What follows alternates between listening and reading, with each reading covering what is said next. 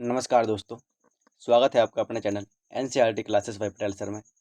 आज की इस क्लास में हम कवर करने वाले हैं क्लास 6 का चैप्टर 9 विद्युत तथा परिपथ। तो क्लास 6 का जो चैप्टर 9 है विद्युत तथा परिपथ, इसका हम पार्ट 1 कवर करने वाले हैं।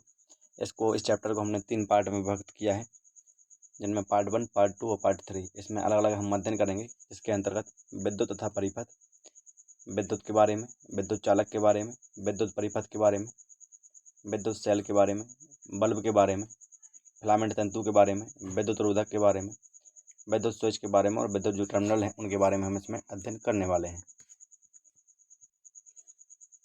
सबसे पहले हम देखेंगे विद्युत तथा परिपथ के बारे में कि विद्युत तथा परिपथ क्या होता है। तो हम विद्युत का उपयोग अपने बहुत से कार्यों को आसान बनाने के लिए करते हैं। जैसा कि उदाहरण के लिए हम विद्युत का उपयोग कुएं से पंप द्वारा जल बाहर निकालने के लिए अथवा जमीन की सतह से जल को छत पर रखी हुई टंकी में पहुंचाने के लिए करते हैं। अन्य कौन कौन से कार्य ऐसे हैं जिनके लिए आप विद्युत का उपयोग करते हैं, उनमें से कुछ उदाहरण हमें भी समझाइए। जैसा कि आप जानते होंगे कि जो आपके यहाँ कुआं या बोरवेल्स होते हैं, उनसे हम पानी बाहर निकालने के लिए, जल को अपनी टंकी भरने के लिए या सिंचाई करने के लिए, किसी भी प्रकार से पानी का उपयोग करने के लिए हम इन मोटरों की सहायता से, जो कुएं में डली होती हैं, बोरवेल्स में डली होती हैं, उनकी सहायता से हम पानी को ज़मीन की सतह से बाहर निकालते हैं, जिसका हम उपयोग फिर अपने नहाने में या पीने के पानी इत्यादि में करते हैं। तो वो विद्युत जो है वो कहाँ से आती है या किस प्रकार से उसको हम चला पाते हैं उस मोटर को, तो उसके लिए हमें किसकी आवश्यकता पड़ती है? विद्युत की आवश्यकता पड़ती है। नेक्स्ट देखेंगे विद्युत तथा परिपथ। क्या आपकी सूची में प्रकाश के लिए विद्युत का उपयोग सम्मिलित है? तो क्या आपकी जैसे सूची जो आप बनाएंगे तो उसमें प्रकाश के लिए आपको विद्युत का उपयोग आवश्यकता पड़ता है? तो ऐसा ज़रूर है कि अगर हमें प्रकाश की आवश्यकता होगी तो क्या है, हमें विद्युत की आवश्यकता भी पड़ेगी, क्योंकि ऐसा एक समय ऐसा भी होता है कि 12 घंटे के बाद जो सूरज है वो छिप जाता है और चाँद आने के बाद रात आ जाती है या अंधकार हो जाता है। तो हमें उस समय जब प्रकाश की आवश्यकता होती है तो हम क्या करते हैं? विद्युत का उपयोग करते हैं, जिससे हमें प्रकाश या उजाला मिलता है। सूरज के छिपने के बाद भी विद्युत जो होता है हमारे घरों में, सड़कों में, दफ्तरों में तथा फैक्ट्रियों को प्रकाशित करती है। तो क्या है, अगर सूरज छिप भी जाता है तो क्या है, उसके बाद हम क्या करते हैं, अपनी जो फैक्ट्री वगैरह होती हैं, सड़कें होती हैं या कोई भी दफ्तर होते हैं, तो उनमें हम क्या करते हैं, फिर भी उसके बाद हमारी जो फैक्ट्रियाँ वगैरह हैं वो प्रकाशित रहती हैं। तो क्या वजह रहती है किससे? तो यह रात में लगातार काम करने में हमारी सहायता करती है। क्या? विद्युत। विद्युत हमें बिजली घर से प्राप्त होती है और फिर भी विद्युत की आपूर्ति ठप हो सकती है। विद्युत को हम कहाँ से प्राप्त करते हैं? बिजली घर से प्राप्त करते हैं, लेकिन विद्युत की जो आपूर्ति है हम वो कभी कभी ठप्प भी हो सकती है या कई स्थानों पर अनुपलब्ध भी हो सकती है। ठप्प होने का मतलब यह है कि कई स्थानों पर या कई जगहों पर ऐसा भी होता है कि बिजली उत्पन्न नहीं होती है या बिजली नहीं पहुंच पाती है। ऐसी स्थिति में प्रकाश के लिए टॉर्च का उपयोग करते हैं। टॉर्च में एक बल्ब होता है, जब इसका स्विच दबाते हैं तब यह प्रकाश देने लगता है। टॉर्च को विद्युत कहाँ से मिलती है?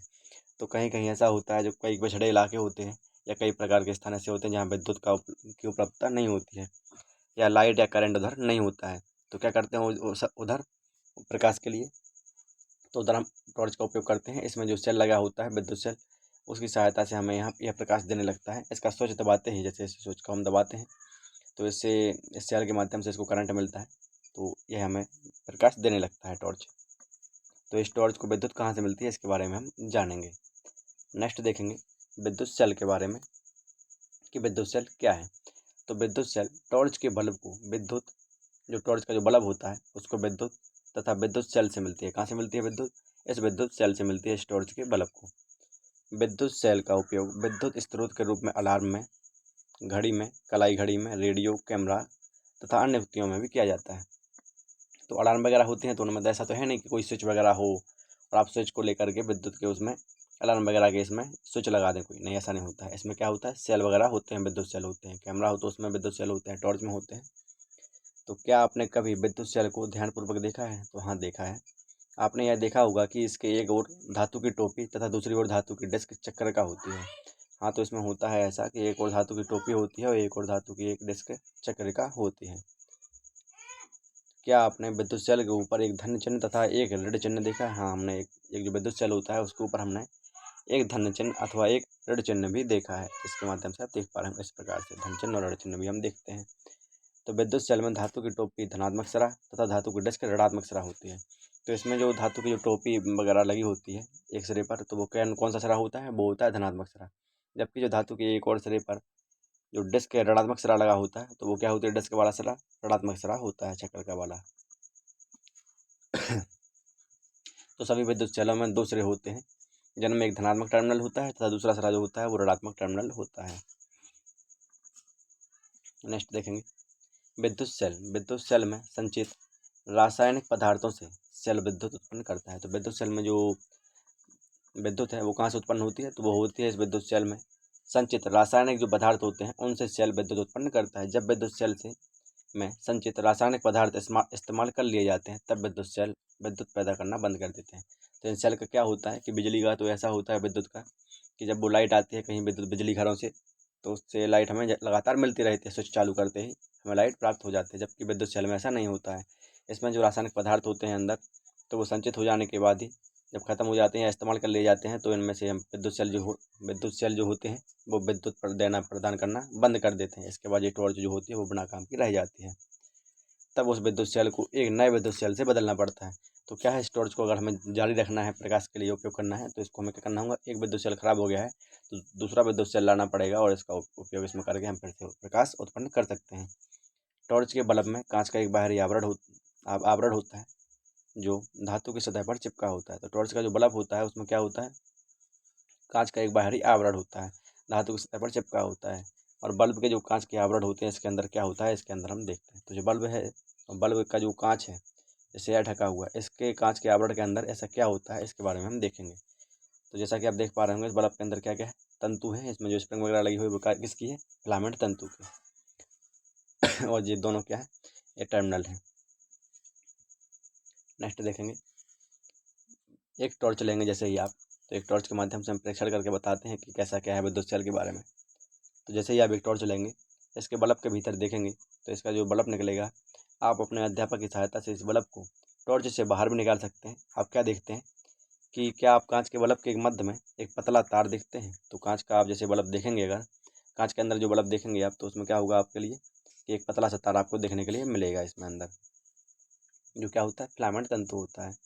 अब टॉर्च का स्विच दबाइए तथा देखिए कि बल्ब का कौन सा भाग प्रदीप्त होता है। जैसे ही आप टॉर्च का एक बल्ब वो स्विच दबाएंगे तो आप देख पाएंगे कि बल्ब का जो भाग प्रकाशित होगा वो कौन सा होगा, वो तंतु ही जलेगा। क्या जलेगा, तंतु। नेक्स्ट देखेंगे, विद्युत सेल के अंतर्गत प्रकाश उत्सर्जित करने वाले पतले तार को बल्ब या तंतु कहते हैं। तो क्या है, इस टॉर्च के अंदर किस प्रकार का बल्ब रहता है, इस प्रकार का बल्ब रहता है। इस बल्ब के अंदर क्या होता है, इस प्रकार के तंतु रहते हैं। और इस प्रकार से उत्सर्जित करने वाले पतले तार को क्या कहते हैं, बल्ब का तंतु कहते हैं। तो इसके अंदर बल्ब के अंदर जो तंतु होता है छोटा सा, उसको क्या कहा जाता है, तंतु कहते हैं। यही प्रकाश को प्रदीप्त करता है। यह तंतु दो मोटे तारों के बीच लगा होता है। तो क्या होता है, तंतु दो मोटे तारों के बीच लगा होता है। इधर से ऐसा लगा रहता है इसमें कि एक तार इस प्रकार गया, एक तार इस प्रकार गया, और इसमें इस प्रकार से घुमा घुमा के इस प्रकार फिलामेंट तंतु लगा रहता है, जिस चित्र में दर्शाया गया है। इस प्रकार से भी आप देख सकते हैं। मोटे तार तंतु को आधार प्रदान करते हैं। ये मोटे तार जो होते हैं वो क्या करते हैं, इस तंतु को आधार प्रदान करते हैं। जो तंतु इसके बीच लगा होता है इन दोनों तारों स्तंभों के बीच में इस प्रकार से, तो इसको ये दोनों मोटे तार आधार प्रदान करते हैं। इस प्रकार से बल्ब रहता है। और इसमें इन मोटे तारों में से एक मोटा तार बल्ब की सतह पर धातु के ढांचे से जुड़ा हुआ होता है। तो इन मोटे तारों में से क्या होता है, एक तार कैसा होता है कि एक बल्ब की सतह पर धातु से जुड़ा हुआ होता है अंदर की ओर। जैसे ये अंदर इसके ऊपर अपन ढका दिख रहे हैं, ऐसा नहीं है, लेकिन इसके अंदर से एक मोटा तार, जो दो मोटे तार लगे हुए हैं, इनमें से एक मोटा तार क्या होता है, इसके अंदर इधर तक झुका हुआ होता है, धातु के ढांचे से जुड़ा हुआ। दूसरा मोटा तार जो होता है आधार के अंदर पर धातु की नोक से जुड़ा होता है, और दूसरा मोटा तार जो होता है आधार के अंदर पर धातु की नोक से जुड़ा होता है। बल्ब के आधार पर धातु का ढांचा तथा धातु की नोक, बल्ब के दो टर्मिनल होते हैं। तो क्या है, टर्मिनल क्या होते हैं, तो बल्ब का जो ढांचा है या बल्ब का जो आधार की जो नोक है, वो दोनों क्या है, धातु की जो नोक है वो क्या है, दोनों टर्मिनल होते हैं। ये दोनों टर्मिनल इस प्रकार से लगाए जाते हैं कि एक दूसरे को ना छुएं। कैसे लगाए जाते हैं दोनों टर्मिनल, कि एक दूसरे को टच ना कर पाएँ, नहीं तो बल्ब क्या होगा, फ्यूज हो जाएगा एक दूसरे को टच करते ही। घरों में उपयोग होने वाले विद्युत बल्बों में की भी ऐसी ही संरचना होती है। तो घर में भी जो हम उपयोग करते हैं बल्ब, की स्विच दबाते ही बल्ब जो होता है बोर्ड में लगा हुआ, लाइट बोर्ड में, तो वो जल जाता है। तो उनकी संरचना भी कुछ इसी प्रकार के होते हैं। उनमें फिलामेंट तंतु होते हैं और उनके जो टर्मिनल होते हैं वो इसी प्रकार से जुड़े हुए होते हैं। एक तो जुड़ा होता है धातु का ढांचा से और एक जुड़ा होता है धातु की नोक से, जो बल्ब के 2 टर्मिनल होते हैं। इस प्रकार विद्युत सेल तथा विद्युत बल्ब दोनों में ही 2 टर्मिनल होते हैं। इसमें ये 2 टर्मिनल क्यों होते हैं, इसके बारे में हम देखते हैं। नेक्स्ट देखेंगे, विद्युत सेल के अंतर्गत जो कुछ चेतावनी होती हैं लाइट विद्युत उत्पन्न करने में या इसका कोई परीक्षण करते समय जो विभिन्न चेतावनी दर्शाई गई हैं उनके बारे में हम देख लेते हैं। तो चेतावनी क्या होती है, जैसा ही आप कहीं भी विद्युत का जो कोई भी काम लगा होता होगा तो आपने इस प्रकार का चिन्ह अवश्य देखा होगा। क्या होता है, डेंजर या खतरा का चिन्ह होता है, जिसमें इस प्रकार की स्थिति प्रदर्शित की जाती है कि लाइट का या बिजली का अत्यधिक बिजली उत्पन्न हो रही है, इधर खतरा है, अगर टच करेंगे तो आप कुछ भी हो सकता है। आपने विद्युत खंभों में या विद्युत उपकेंद्रों में तथा अन्य स्थानों पर इस प्रकार के चिन्ह देखे होंगे। किस प्रकार का, इस प्रकार का डेंजर वाला, खतरा वाला, कि विद्युत का उपयोग उचित रूप से ना किया जाए तो यह अंततः खतरनाक हो जाती है। तो विद्युत क्या है, विद्युत ऐसा होता है कि ये कई हज़ार करंट जो वोल्टेज होता है इसमें विद्युत उत्पन्न होती है। तो अगर इसका उपयोग जो है उचित रूप से नहीं किया जाए तो क्या होगा, यह अंततः खतरनाक हो सकती है। आपने कहीं भी सुना भी होगा या देखा होगा कि कहा कि वो बिजली के करंट से वो मर गए या उन्हें बिजली का करंट लग गया। सच्चाई करते समय जो पानी का तार था वो जो लाइट का तार जो था वो पानी में झुक गया, गीला नमी पा करके उसने करंट पूरे खेत में फैला दिया, तो वो किसान भी ख़त्म हो गया। या फिर जो खेतों पर जो चरते हैं, चरने के लिए जाते हैं गाय भैंस पशु, तो उनके साथ भी ऐसा हो जाता है कि कभी देखा हुआ आपने कोई लाइट का तार जो होता है खंभे से निकल करके अगर गिर जाए तो क्या होता है, पूरे खेत में करंट फैल जाता है और अर्थ पकड़ करके जो गाय भैंस बकरी या पशु होते हैं वो ख़त्म हो जाते हैं, मर जाते हैं। यदि विद्युत युक्तियों को सावधानीपूर्वक बरता जाए तो यह गंभीर चोट तथा अथवा मृत्यु का कारण भी बन सकती हैं। अतएव आपको कभी भी विद्युत के तारों तथा सॉकेट आदि से प्रयोग करने का प्रयत्न नहीं करना चाहिए। यह भी याद रखिए कि सुबह जनित्र पोर्टेबल जनरेटर द्वारा उत्पन्न विद्युत भी इतनी खतरनाक है कि विद्युत संबंधित सभी क्रियाकलापों के लिए केवल साधारण बैटरी का ही उपयोग करना चाहिए। नेक्स्ट चेतावनी जो है इस प्रकार से है, विद्युत सेल के 2 टर्मिनलों से जुड़े तारों को स्विच तथा बल्ब जैसी युक्ति को बीच में जोड़ें। तो विद्युत सेल जो है इसके जो 2 टर्मिनल हैं, इन 2 टर्मिनलों को क्या करना है आपको, स्विच तथा बल्ब जैसी युक्ति को बीच में जोड़ेंगे आप जैसे ही, तो बिना आप आपस में कदापि ना मिलाएं इनको। लेकिन जो 2 आप स्विच मिलाएंगे, जो इधर वाला और इधर वाला, इन दोनों को आपस में अगर ना मिलाएं, क्योंकि आप जोड़ देंगे अगर आपस में तो क्या है इसके अंदर जो रासायनिक सेल पदार्थ हैं वो बड़ी तेज़ी से या बड़ी जल्दी ही खर्च हो जाएंगे या ख़त्म हो जाएंगे। तो सेल इसके बाद क्या करना, कार्य करना बंद कर देगा। नेक्स्ट देखेंगे, विभिन्न रंगों के प्लास्टिक का एक आवरण चढ़े हुए विद्युत तार के 4 टुकड़े लेंगे जैसे ही। तो विभिन्न रंगों के ये प्लास्टिक तार है, जो आपने देखा होगा, वायर देखे होंगे तार, तो उन पर क्या होता है, लाल कलर के, नीले कलर के, हरे कलर के या पीले कलर के प्लास्टिक आवरण चढ़े होते हैं। प्रत्येक तार के टुकड़े के दोनों सिरे के प्लास्टिक आवरण को हटा लीजिए। इसमें करना क्या है, जिसमें ये जो तार है इसके दोनों सिरों के, इस सिरे को भी और इस सिरे को भी, दोनों के प्लास्टिक आवरण को हटा लेना है। इस प्रकार दोनों सिरों पर धातु का तार अनावृत हो जाएगा। फिर इसके बाद क्या स्थिति बनेगी, इस प्रकार से धातु का तार देखने लगेगा आपको। तो दोनों तारों के अनावृत भागों को विद्युत सेल तथा दूसरे को 2 को बल्ब से दर्शाए गए अनुसार जोड़ देना है आपको।